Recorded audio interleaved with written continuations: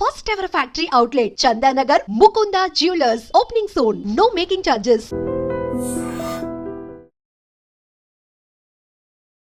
Mutual ఫండ్స్లో ఎవరైనా కానీ ఇన్వెస్ట్ చేసేటప్పుడు చేసే అతి పెద్ద తప్పు ఏంటి అంటే ఎవరు ఏం గుర్తుపట్టలేకపోతూ ఉంటారు. అరే ఇన్వెస్ట్మెంట్ చేసుకుంటూ వెళ్ళిపోతుంటారు. కాకపోతే కొన్ని తప్పులు మనకు వచ్చే రిటర్న్స్లో కూడా చాలా పెద్ద కాస్ట్లీ మిస్టేక్ అయ్యే అవకాశాలు కూడా ఉంటాయి. మరి ఎలాంటి మిస్టేక్స్ మనం చెయ్యకూడదు అనే దాని గురించి మాట్లాడడానికి ఇప్పుడు మనతో పాటు కూడా ఉన్నారు చంద్రశేఖర్ గారు. ఆయన మ్యూచువల్ ఫండ్స్ డిస్ట్రిబ్యూటర్, అలాగే యాంఫీ రిజిస్టర్డ్. మరి సార్ని అడిగి తెలుసుకుందాం మనం ఎలాంటి తప్పులు చేయకూడదు అనేది. Hi sir. Sir, mutual fund డిస్ట్రిబ్యూటర్గా మీ అంటే ఈ క్వశ్చన్ అనేది మీరైతేనే సరైన సమాధానం అనేది కూడా చెప్పగలుగుతారు. మ్యూచువల్ ఫండ్స్లో ఇన్వెస్ట్ చేసేటప్పుడు యూజువల్గా ఎవరైనా కానీ కామన్గా చేసే మిస్టేక్స్ ఏంటి అండ్ చేసే అతి పెద్ద మిస్టేక్స్ ఏంటి? ఫస్ట్ మిస్టేక్ సార్, మ్యూచువల్ ఫండ్స్లో కాదు, అసలు జనరల్ లైఫ్లో ఓకే ఇన్వెస్ట్ చేయకపోవడమే పెద్ద మిస్టేక్ సార్. ఇది నన్ను అంటున్నట్టు సార్. ఎవరైనా సార్, మీ చేయకపోతే మీది కూడా మిస్టేక్. ఓకే, ఎవరైతే ఫస్ట్ ఇన్వెస్ట్ చేయరో వాళ్ళ పెద్ద మిస్టేక్ అదే అండి. ఇప్పుడు coming to mutual fund. Okay, mutual ఫండ్స్లో ఇన్వెస్ట్ చేయడం ఎక్కడ జనరల్గా మిస్టేక్స్ చేస్తారంటే సార్, వాళ్ళకి అన్నీ తెలుసు అనుకుంటారు, ఏం తెలియదు. అంటే నాలెడ్జ్ లేకుండా ఇన్వెస్ట్ చేయడం ఫస్ట్ మిస్టేక్. Okay, right.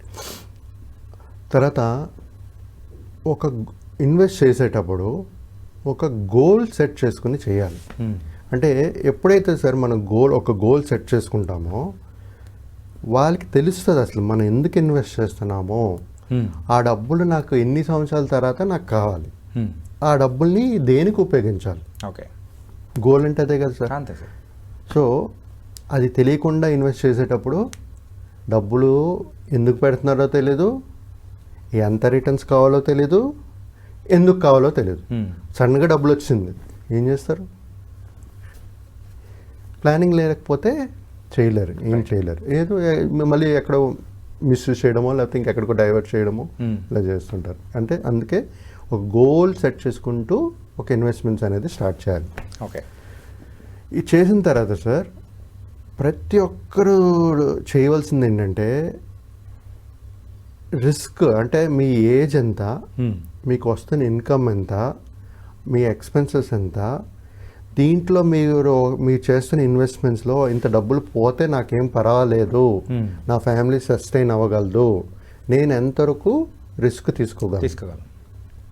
చాలా ఇంపార్టెంట్ సార్. ఎందుకంటే మ్యూచువల్ ఫండ్స్లో ప్రతి ఒక్కరు ఏమనుకుంటారంటే డబ్బులు వస్తుంది పోదు, లాంగ్ టర్మ్లో వస్తుంది, షార్ట్ టర్మ్లో ఒక ఇయర్ నెగిటివ్ ఉండొచ్చు, ఒక ఇయర్ పాజిటివ్ ఉండొచ్చు. సో ఆన్ యావరేజ్ చూసుకుంటే ఎప్పుడైతే లాంగ్ టర్మ్ ఉంటారో మీకు ఆ రిటర్న్స్ అనేది మనం అనుకునే 10 to 15% ఆన్ అన్ యావరేజ్ మనం చూసుకుంటే వచ్చే ఛాన్సెస్ అనేది ఉంటుంది. కానీ మీరు ఇవాళ రిస్క్ మీ అపటైట్ వేరేగా ఉంటుంది. అంటే ఫర్ ఇన్వెస్ట్మెంట్ చేసేటప్పుడు బాగా సంపాదిస్తున్నారు, మీద ఫుల్ డబ్బులు ఉంది, మీకు ఏ ప్రాబ్లం లేదు, మీరు ఎమర్జెన్సీ చూస్తున్నా మీకు అది ముట్టవలసిన అవసరం లేదు.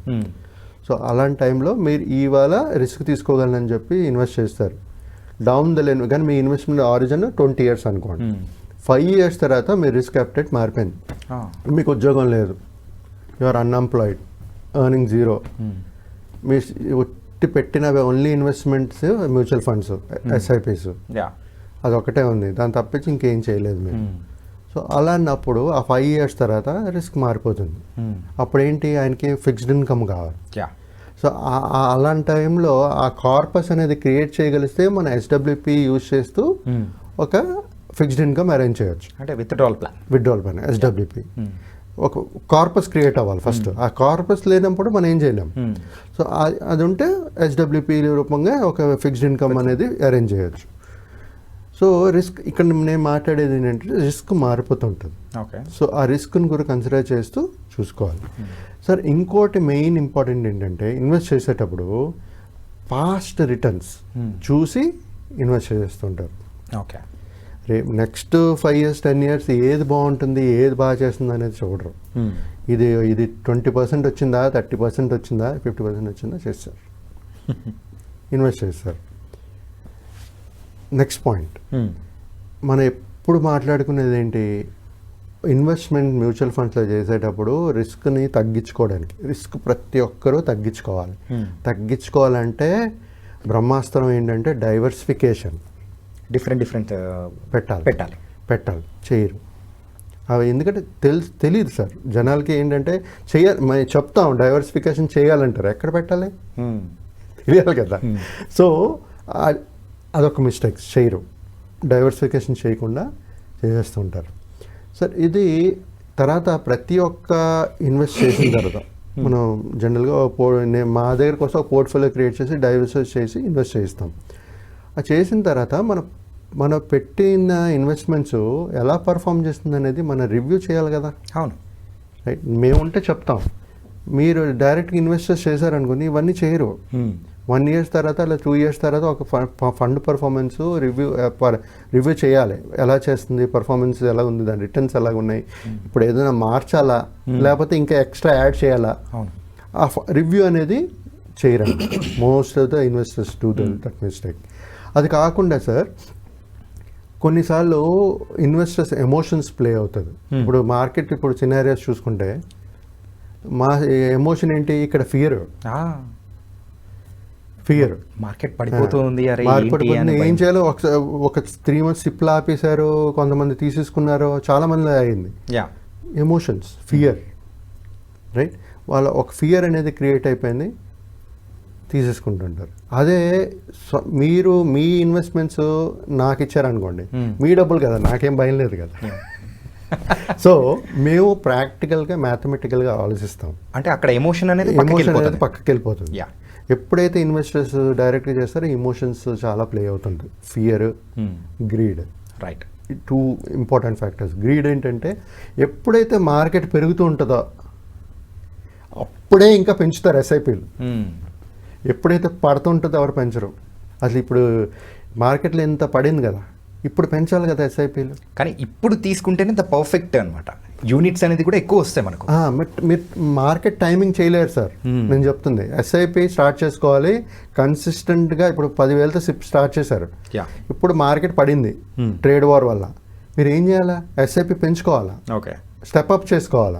10,000 అంటే దానికి ఇంకా 5,000 యాడ్ చేసుకోండి, లేదా 10,000 యాడ్ చేసుకోండి, పెంచుకోవాలా. మీరు ఇక్కడ ఆపేయడం కాదు, సిప్లు ఆపేశారు చాలామంది, కొంతమంది తీసేశారు. సో ఆ ఫియరు, ఆ గ్రీడ్. ఇప్పుడే గ్రీడ్ అంటే ఏంటి, మార్కెట్ పెరుగుతుంది కదా, ఇంకా పెరుగుతుంది కదా అని అప్పుడే యాడ్ చేస్తారు.